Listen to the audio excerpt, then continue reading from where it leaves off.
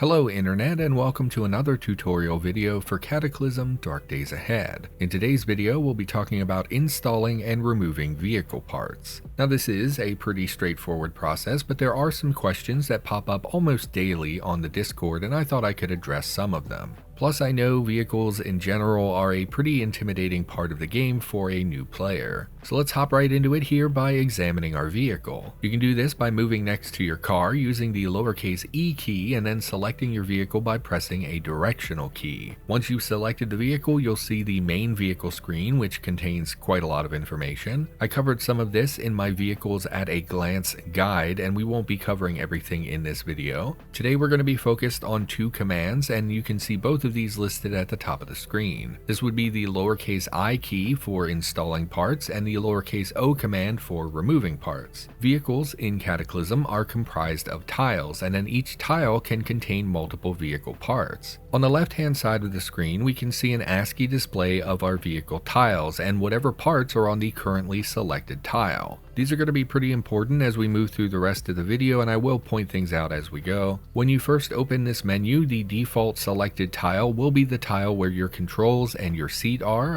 assuming that your vehicle has those parts. Each tile of your vehicle is going to require some sort of foundation for the other vehicle parts to sit on, and this is usually a frame. There are a lot of frames in the game, and they all have slightly different weights and durabilities, things like that, but really any frame will do in a pinch. Most vehicle parts will require a frame to exist on that tile before you can install something. Not every part, however, does actually require a frame. For example, external tanks can be installed kind of on the edge of your vehicle, and you can also put rams on the front of your vehicle, and you don't have to have a frame on those tiles. Pretty much every other vehicle part, though, can't really be installed on your vehicle unless that tile that you're installing to already contains a frame. In order to navigate this ASCII section of the screen, you can use your movement keys. When a tile is selected, the parts on that tile will then be listed below, and a more comprehensive description of those parts will appear on the right side of the screen. So anyway, let's talk about removing parts first, since it's generally an easier thing to do than installing. Let's say that we want to remove our leaking car battery and replace it with a new one. First, we're going to need to move our indicator over the tile that contains the car battery. Generally, this is located in the front of a vehicle. However, this is sort of where the first bit of difficulty comes into this conversation. If you don't know exactly where a vehicle part is, you're going to have to go over every single tile in this display until you find it. As far as I know, other than common sense, there is no easy way to snap to a particular vehicle part. So really, you have to rely on just your knowledge of vehicles. Headlights obviously would be in the front, but other vehicle parts can really be anywhere in the car. So anyway, we have to move our indicator around until we find the tile that has the car battery. We will then press the lowercase o key to tell the game that we want to remove something. This will then change our display, and it will highlight the first part that's listed on the left hand side of the screen. We will then use our movement keys to move our indicator to our battery and just press enter. When you move your indicator over a particular part, the right side of the screen will tell you what's needed to uninstall that part. Each part will vary wildly in what is required to remove it. A seatbelt, for instance, simply requires a screwdriver and a skill level of 1 in mechanics. An engine, though, might require a wrench and some tool with the lifting quality to lift such a heavy object. Additionally, some parts cannot be removed until other attached parts are removed first. An engine, for example, cannot be removed until the alternator is removed or destroyed, and you can't pull a seat out of a vehicle unless you take the seatbelt off first. This rightmost section of the menu, like many menus in Cataclysm, will color code information so that you can quickly parse and find what you're looking for. Anything that's displayed in red means you currently do not fulfill that requirement. Anything listed in green means you do fulfill the requirement. And some things will be listed with the word "or" in between the requirements, and this just means that you need one of them to fulfill the requirement, not both of them. For our car battery, for example, we have a minimum lifting tool or minimum strength listed to remove the item, something that appears for pretty much every vehicle part in the game. Since we fulfill the strength requirement, we don't need a lifting tool. Once you've met all the requirements listed, simply hit enter and your character will begin the process of removing that part. This will take some amount of time, which will be variable depending on the part that you're removing. Removing our battery really doesn't take that long at all. When you finish your removal, the part will be dropped on the ground at your feet rather than put into your inventory, and this happens even for small parts that you could fit in your backpack. backpack.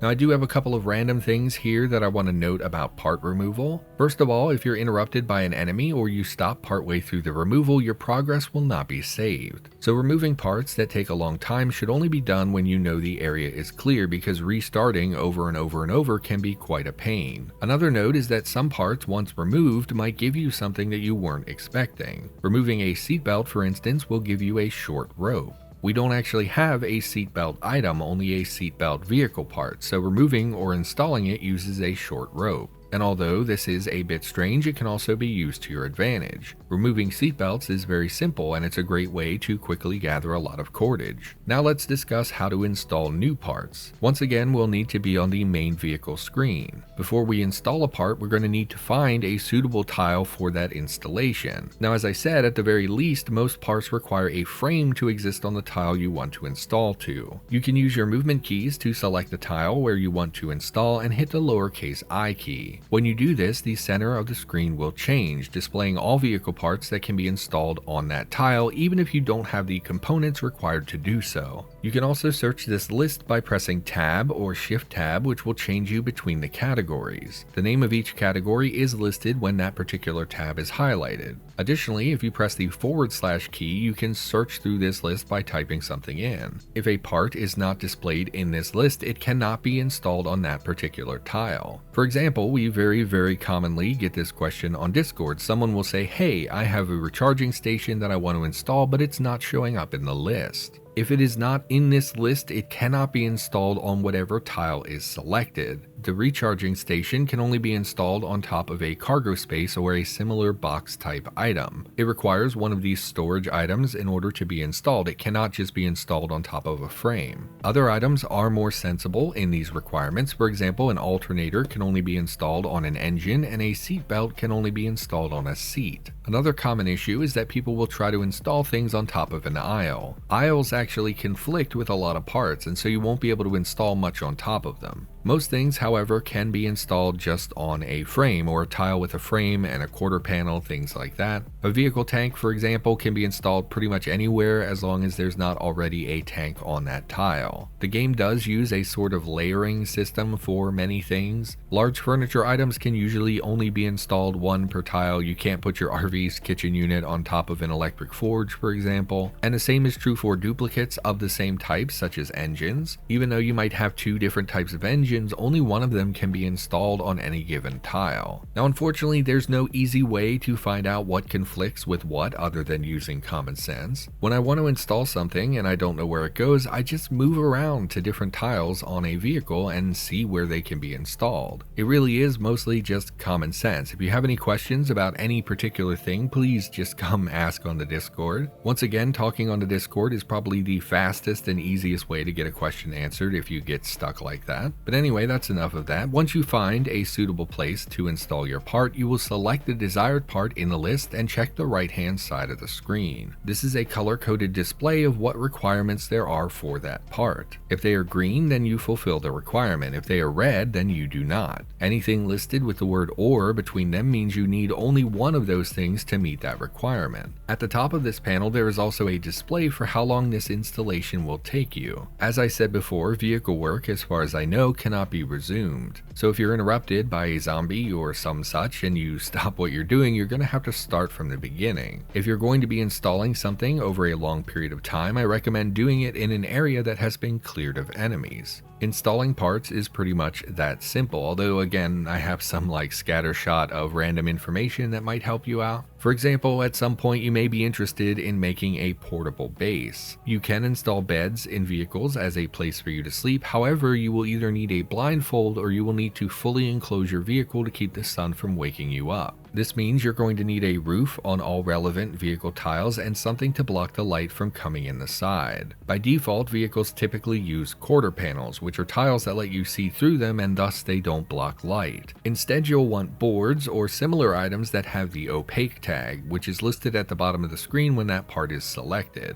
In this context, it's very simple. Anything with the word opaque cannot be seen through. There are also opaque doors, and using a combination of these parts, you can make a bedroom section in the back of your vehicle. For windshields, it's even easier. You can simply install curtains across them for a very small time and resource cost, which is obviously much less than doing proper vehicle work. And once installed, they can be opened or closed like a door and will block sunlight from coming through the glass. Sometimes when you go to install a part, you will be given a list of different shapes that tile could take. This occurs for things like frames or quarter panels, and this is purely a cosmetic choice. This is because vehicle parts have different sprites to affect the overall look. In other words, the front right part of your vehicle curves in a way that makes sense for that front right part, and when all the parts are given appropriate sprites, they fit together into a coherent looking vehicle. Now that's all that this does. It will allow you to edit the cosmetic look of certain parts. When you first install them, don't worry about picking the right one, just pick whichever one you think is correct, but don't worry about it. Once a part has been installed, you can then change the sprite freely by pressing the lowercase p key from the main vehicle screen. This will once again open that list of options, and you can just swap between them until you find the right one. Your vehicle may or may not look perfect like pre-made vehicles, but with this option you can build it more or less to look the way you want it to.